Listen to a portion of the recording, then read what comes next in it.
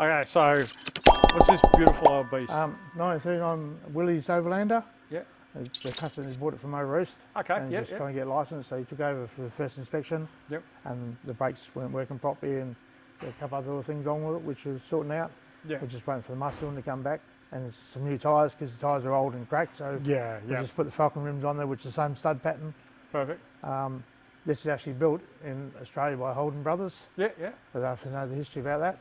No, I don't. The Holden Brothers are actually coach builders Okay. back in Melbourne, and they bring the rolling chassis in from the States or England, wherever, and they build the bodies. Okay. And then that's how the General Motors Holden come together, Yeah, yeah. because they started doing stuff for General Motors America, Yeah. building cars here, and then they got together, and that's when they started building FJs apparently. Oh, awesome. So, yeah, yeah. Yeah, so. But It's good to know the history of like motor history in Australia. On the left-hand guard, there's a little Holden badge. Okay. So it says body by Holden. Still got all original leather seats in it. Oh, it's nice.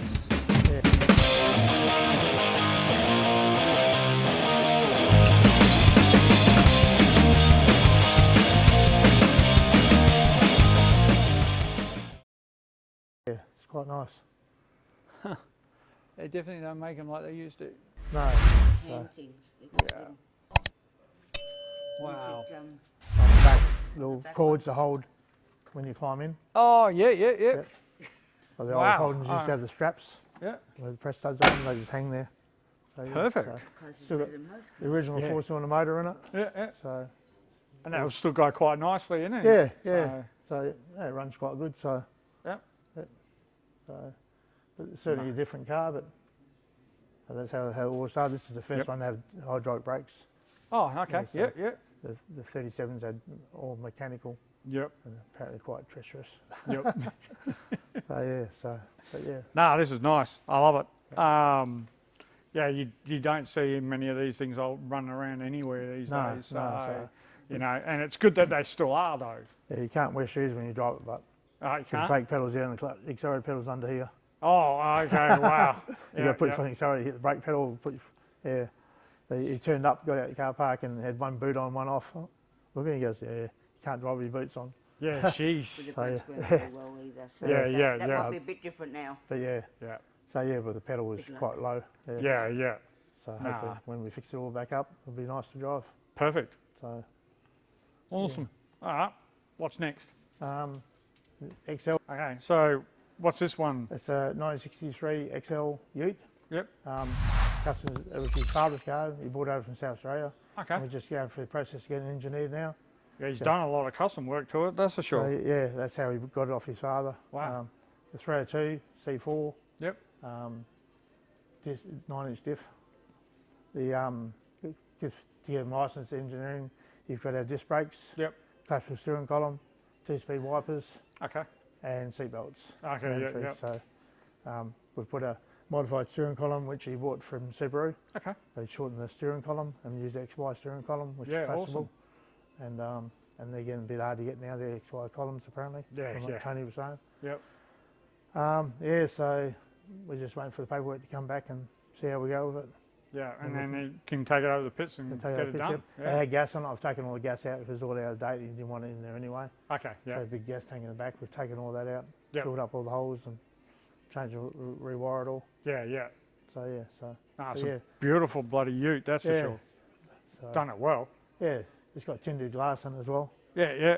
Not sure about how that's going to go with licensing because I think it's a bit dark. Yeah, okay. So I actually got some made for my XM ute. Yep.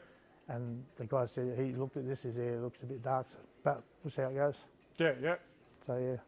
So. No, well, it doesn't look too bad, but I suppose on the side it's a lot darker, isn't it? Yeah. Yeah. So, and it's crazy the way they do it because they want to be able to see the cops want to be able to see the passenger, the driver. Yeah, yeah. Through the window, so if they pull up beside him and can't see him, they don't know who's in there. You know, they might be sitting away with a gun on, and who knows what they think. Yeah, maybe, So, but it's not. No, we don't have that many gun problems, well, but I mean, I suppose it's still a concern. Yeah, it could be something they're looking for. Yeah, yeah. And saying, ha ha ha, you can't see me. Yeah, yeah, so, yeah. Yeah. Mate, this looks very, very nice and tidy. That's the original colour my XM Ute was. Yeah, yeah. Factory colour. Yeah, they did those old colours nice. Yeah. I like them. So I like them. Yeah. You know, and it would have taken a work to. I mean, thank God this is a Windsor, because I don't think you would have fit in a Cleveland in here. So no, yeah. I've certainly done, but you don't want to change spark plugs. Take the motor out, change spark plugs. yeah, that's it. So even these are bad enough for the extractors. Yeah. Mate's got XP coupe with a Windsor in it, and the back plug with the extractors. Yeah. I had to modify a plug, cut it down so it's only about a socket, so it's about that long, with a hex head on it, and put a ring spanner on it. Jeez. So get in there. You can't get ratchet in it. It's that tight. Nah, it's crazy, isn't it? It's crazy. Said, can I keep the sockets? No, I'm going to keep it. I've heard people that have done quite inventive stuff, but I don't know how good it is. But they've cut holes through the firewall so they can get to the actual back socket beforehand. But I don't know about smashing a car up just to get a socket out. But yeah, I've seen cars that put holes in the firewall so they can do the bell out and bolts up. Yeah. Stuff like that. Yeah. And put grommets in them. Yeah. So, but you don't see too much of that nowadays, so it's good. No, that's it. That's it. All right, well, let's move on to the next one. Yeah. All right, Gary, so tell us about this one here. This is a Valiant, isn't it? Yes, a VK charger, white knight. There's 100 white ones made and 100 red ones. Yep. This is one of 40 manuals built. Oh, nice. Wait. Hey, stop. Let's go back to the editing. This can't be right. Go check this out, eh? How many white knight chargers were made? Let's have a look. Internet doing its thing, taking a long time.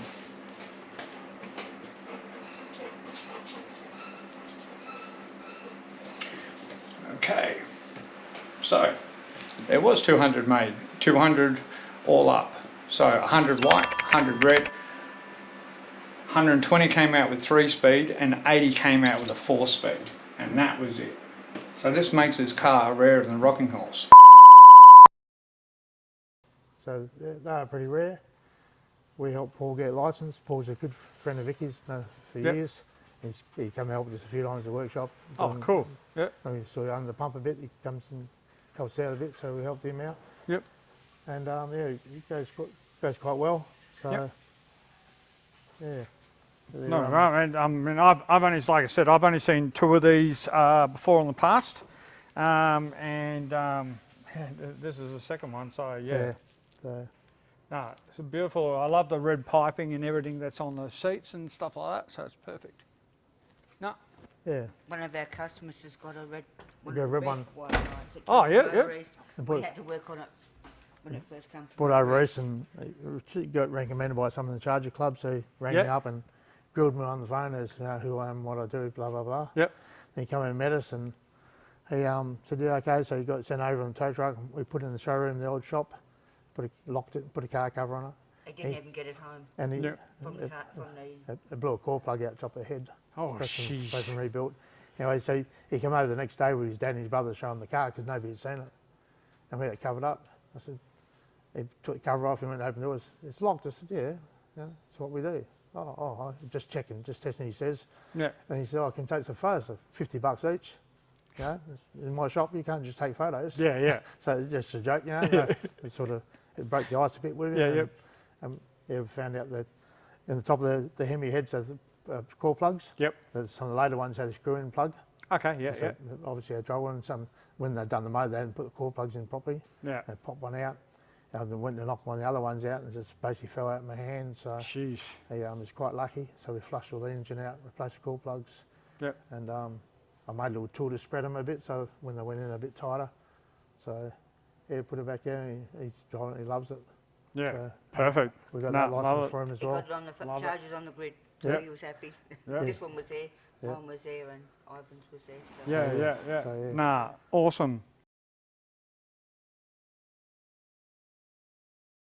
Nah, nice. So you have any kind of affiliations with any other kind of workshops or any other tradesmen that you work with that you assist you in with what you do here? No, not really. We people that we sort of contact different things. Mario from ESP does a lot of Ford Motors and stuff like that. I talked to him quite a bit and sent him a bit of work and engine-wise, because he just loves doing his Ford motors, so stuff like that. You use advanced brakes a lot? Yeah, advanced brakes. They do very lot. In one grade, they do all our brake stuff. And Excellent. They're amazing. So they, any problem with the brakes, we just ring boys, they'll come past and have a look and sort all that for us. Oh, perfect. So just taking the master on it for Willys. Yep. To get that fixed because it had silicone oil on it. Okay, yeah. Or seal swelled. Since they did the brake drums and... Oh yeah, had trouble trying to machine the brake drums because the axle's so small in them, it won't fit on brake load, so they're making an adapter. Oh, nice. So they did it, So they skin the drums and no extra charge for it, so... Wow, perfect, yeah. So any brakes, everything just goes straight to them, so your boys just fix it, give it back to them. we don't have to bother with anyone else. So I tried a couple other places and... Well, if you find someone you're going to trust and is going to do the job perfectly, why would you go anywhere else? But most of the electrical stuff I do myself, so I've got a couple of friends that are all electricians that I get stuck with anything. And ring them and chat about it. So and most people are pretty good, they'll sort of help you out. Phil from Check Power's helped us out with different things over the years. So different motors and finding bits and pieces and stuff like that, information. So but other than that, we just sort of hunt around and good old Google.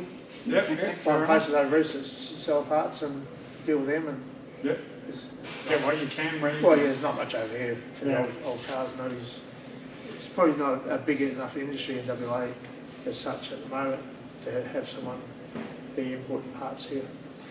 There was a couple of guys, if someone did, they'd make a bit of money out of it because you got places like Chris Mills do it. But that's more high performance stuff. There's another guy in Kenwick. He imports a lot of stuff from the east. But it's just more engine stuff. So as in parts and stuff like that. There's a mob of American auto parts in the eastern states we deal with. And they just container load after container load buying from the states. But the way the dollar is at the moment, they're probably hanging off a bit. And trying to get the parts. Things are getting better over there. Well, I've definitely been using like Subaru as much as I can there with Tony and Lee and the boys because Tony's great. He's helped us quite a bit.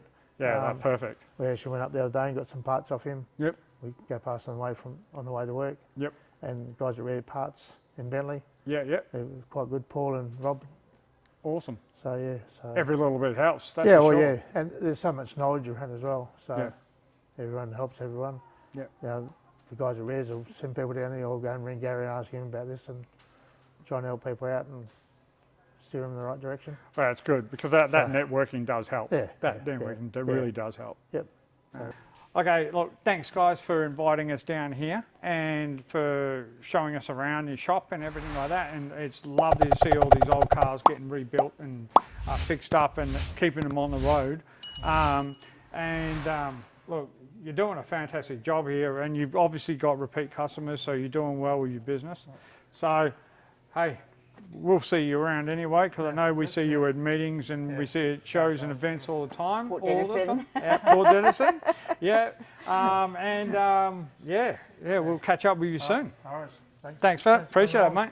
See ya. Thanks for having us. Yeah, not a problem. Thanks for that. Thanks.